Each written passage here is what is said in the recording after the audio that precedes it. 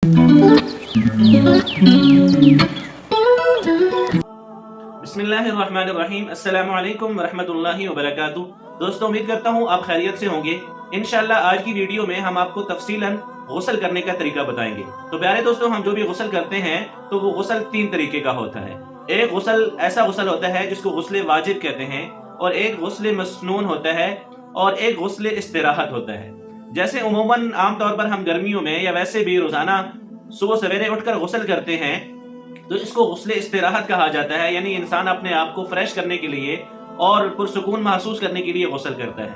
तो इस गुस्ल के लिए कोई ऐसा खास तरीका कार नहीं है। नॉर्मल रूटीन के मुताबिक जो आप गुस्ल करते हैं उस तरीके से गुस्ल कर ले तो ये आपका गुस्ल अदा हो जाएगा।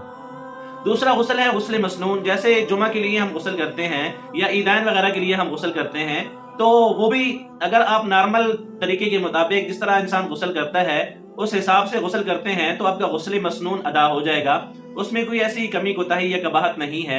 अगर उसमें आप कुछ चीजें छोड़ भी देते हैं तो कोई मसला नहीं है, वो चूंकि गुस्ल मसनून है तो वो गुस्ल अदा हो जाएगा।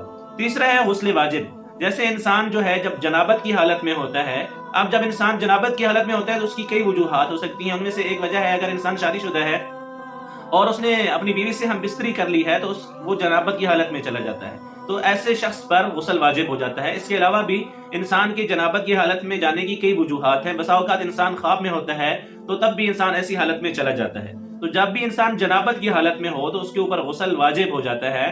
तो जो गुस्ल वाजिब है, जो फर्ज गुस्ल है, अब इसको करने का तरीका क्या है, इसमें किन किन चीजों का ख्याल रखना जरूरी है। तो ऐसे गुस्ल के लिए तीन फर्ज हैं जिनको पूरा करना जरूरी है। अगर इसमें से एक चीज भी रह जाती है तो आपका गुस्ल नहीं होगा और आप इसी तरह जनाबत की हालत में होंगे, आप पाकी हासिल नहीं कर सकेंगे। तो ऐसे गुस्ल के लिए सबसे पहले जरूरी है कि आप मुंह भर के कुली करें, गरगरा करें, ये पहला फर्ज है। और दूसरा फर्ज इसका ये है कि आप नाक की इस हड्डी तक पानी जरूर पहुंचाएं। और तीसरा फर्ज ये है कि एक दफा जो है जिस्म के पूरे हिस्से पर इस तरह पानी पहुंचाया जाए कि जिस्म का एक एक बाल गीला हो जाए। अगर ऐसे गुस्ल में आपके एक बाल के बराबर भी जगह खुश्क रह जाती है तो आपका गुस्ल नहीं होगा और आप पाकी हासिल नहीं कर सकेंगे, बल्कि जनाबत की हालत में ही रहेंगे।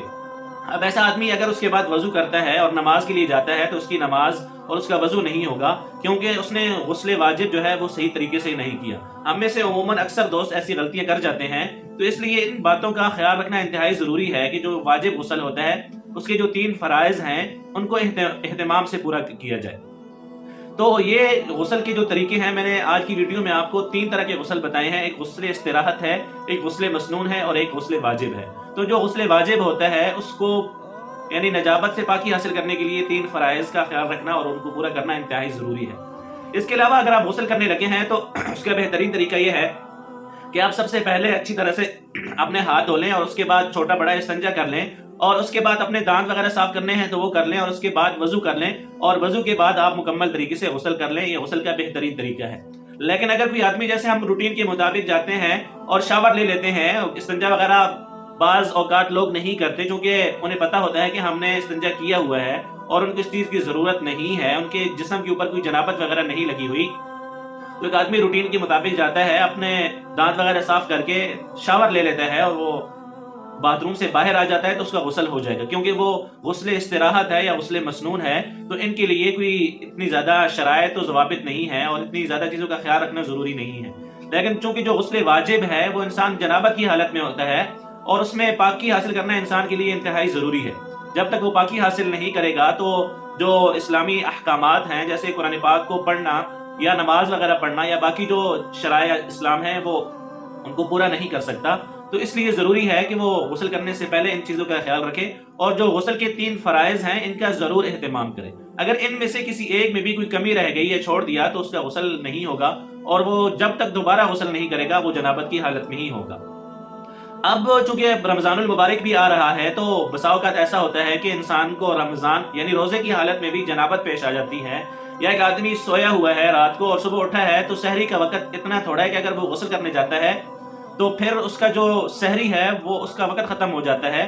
तो ऐसे आदमी के लिए जरूरी है कि वो सहरी के बाद, या अगर किसी आदमी को नींद की हालत में रोजे में जनाबत का तकाजा आ गया है तो वो फिर गरगरा नहीं करेगा, चूंकि रोजे की हालत में गरगरे से मना किया गया है। तो वो नॉर्मल जिस तरह हम वजू के लिए कुली करते हैं उस तरह कुली करके اور ناک میں ہلکا سا پانی ڈال کے اور پوری جسم پر پانی بہا کر غسل پورا کر لے گا تو اس کا غسل ادا ہو جائے گا۔ تو پیارے دوستو، یہ آج کی ویڈیو میں ہم نے آپ کو غسل کے جو طریقہ کار ہیں، جو تفصیل ہے، وہ بتانے کی کوشش کی ہے۔ اگر آپ کو ویڈیو اچھی لگے تو لائک اور شیئر ضرور کریں، اور ہمارے اس چینل کو سبسکرائب ضرور کریں اور بیل آئیکن کو دبانا نہ بھولیں تاکہ آپ کو اس طرح کی اچھی ویڈیوز بر وقت موصول ہو سکیں۔ السلام علیکم ورحمۃ اللہ وبرکاتہ۔